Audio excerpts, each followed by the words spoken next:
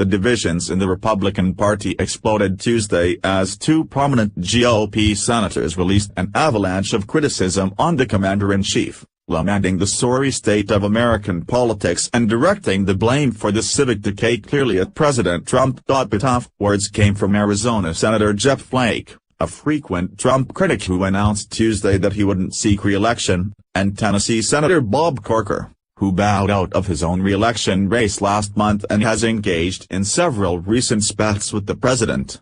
If recent polling data are any indication, a majority of Americans agree with many of the senators' concerns about the president, but the results often break down along predictable, partisan lines, with Republicans mostly standing behind the president. In other words, Corker and Flake may be speaking for most Americans, but they aren't speaking for most of their party. Play video, CBS. Flake calls Trump dangerous for democracy. Senator Jeff Flake, R. Arizona, blasted President Trump on the Senate floor Tuesday as he announced he would not be seeking re-election. Flake now. The case the senators laid out against Mr. Trump was fairly all-encompassing and remarkably caustic, given the party label they share with the president. Corker, speaking to reporters on Capitol Hill, accused Trump of debasing the country with constant non-truth-telling and name-calling.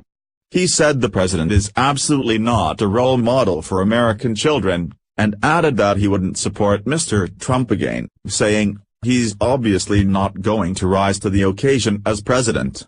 Flake unloaded his criticism in a fiery speech from the Senate floor. He bemoaned the flagrant disregard for truth or decency, the reckless provocations, most often for the pettiest and most personal reasons. He warned, reckless, outrageous, and undignified behavior has become excused and countenanced as telling it like it is, when it is actually just reckless, outrageous, and undignified.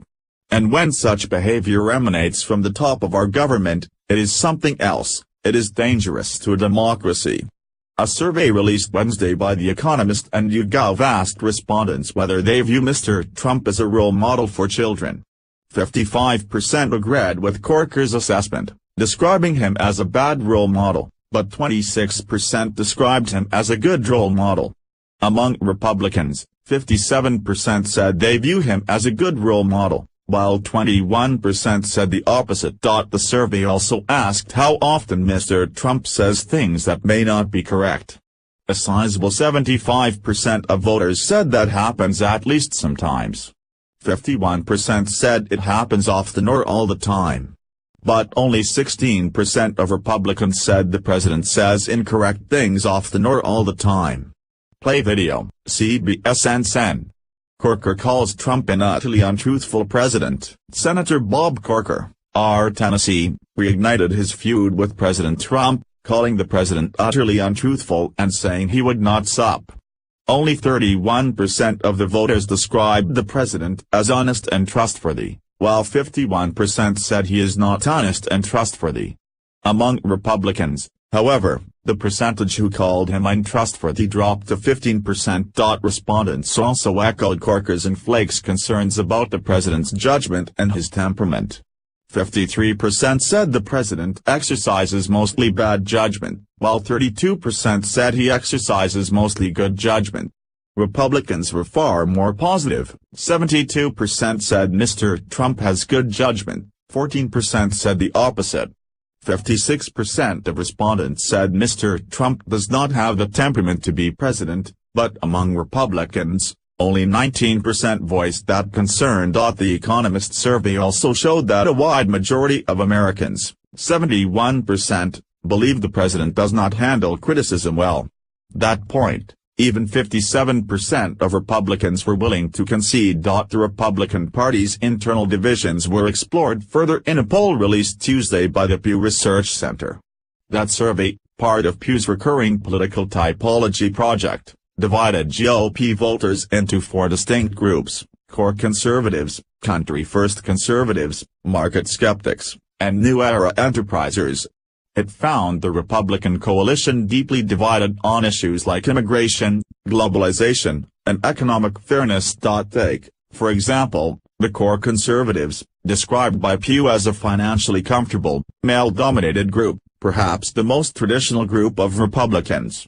68% of them said U.S. involvement in the global economy is beneficial for America.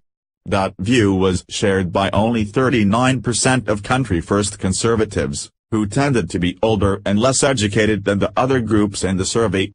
Play video. Face the Nation. Senator Jeff Flake says the Republican Party has lost its way. Senator Jeff Flake, R. Arizona, joins Face the Nation moderator John Dickerson to discuss his new book, Conscience of a Conservative That Calls On.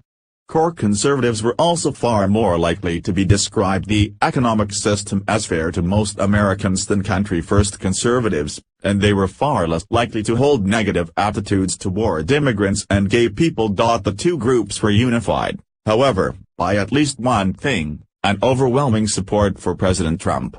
93% of core conservatives said they approved of the president, and 84% of country-first conservatives said the same.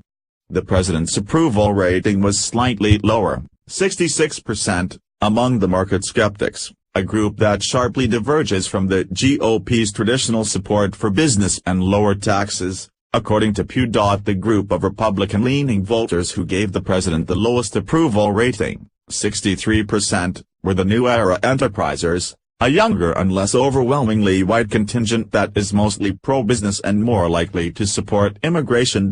Tune into Face the Nation this Sunday for the latest political news and analysis. The Pew poll, released Tuesday, was based on two telephone surveys, the first of 2,504 adults nationwide conducted from June 8 to June 18, and the second of 2,505 adults nationwide conducted between June 27 and July 9. Results from the full sample have a margin of error of plus or minus 1.6%. The Economist, YouGov survey was based on a poll of 1,500 adults nationwide conducted between October 22 to 24. Results from the full sample have a margin of error of plus or minus 3.1%.